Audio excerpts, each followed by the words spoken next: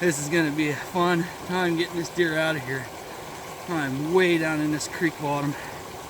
I'm gonna have to get back to my truck and get my Kifaru and come get him.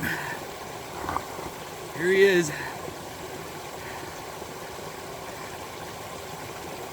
Pretty good looking, solid PA public land buck. I mean, here's my head. That's a good looking deer. Symmetrical. He's got some upsweep to his beams. I mean, not a whole hell of a lot more you could ask for on public.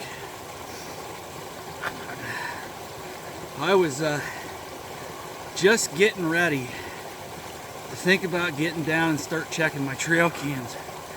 I got in here at like 6 o'clock this morning. It's getting daylight at 7. And I was freezing. I underestimated how cold it was. I mean, you can see my breath. Well, I texted my buddy Adam and I said, hey man, I said at 9:15 I'm getting down. I'm gonna go check trail cams and see if we're even in the game yet, because it's only like, I don't know, maybe the 27th if I had to guess off the top of my head tomorrow. And I just said, I'm gonna give them until 9:15. Well, I no sooner did. I heard this grunting down here in the creek bottom. I looked up and here coming down. I'm like, no way. No way there's a hot doe already. So I grabbed the bow and I got ready and I range found where the first one was coming through. And I got 32. So I figured I'd hold 30 and he'd drop into it. Didn't the son of a bitch not drop? I shot for 30. He never even budged. It went right under him. So I stopped him out there. And you can see the knock glowing. And I missed. Well, he took off and went up through there with the doe. So she was going up through the woods already. Well, he was following her. I snort wheezed a couple times. He wouldn't come back. Next thing I know, she comes blowing back down through right in front of the stand. So I thought he was going to do the same thing. He started coming.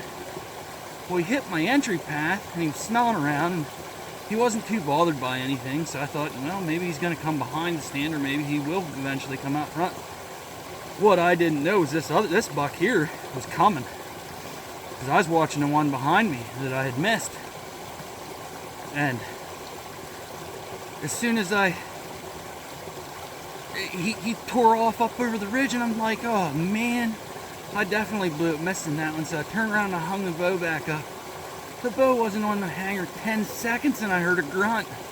This guy, I looked down, here he's coming right at 20. I got the bow, got ready.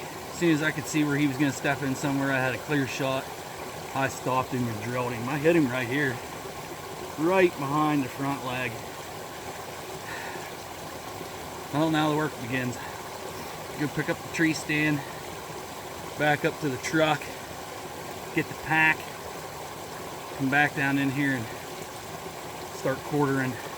Here, no guts, no blood, no nothing. You can see where I hit him up there. Pretty good shot. At least I got this nice clean creek here. It'll be a lot easier to walk him out than to drag him. That ravine's like this. So, whenever people tell you you can't hunt creek bottoms, I don't know where they come up with that shit. You can hunt creek bottoms under the right conditions. This morning with the rising thermals and the east wind, it was the right conditions. There he is. So it's Sunday now. I shot the buck yesterday. And it was like a 3.5 hour trip time. I got him cut up and out of the woods. So we had a party to go to last night, but this is kind of what I do even when I quarter them.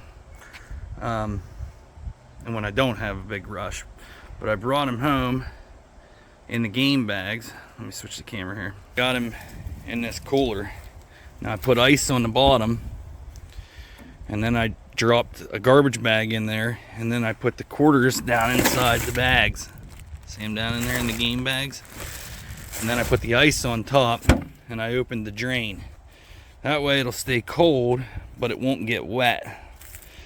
I'm gonna start cutting on them and getting them ready here.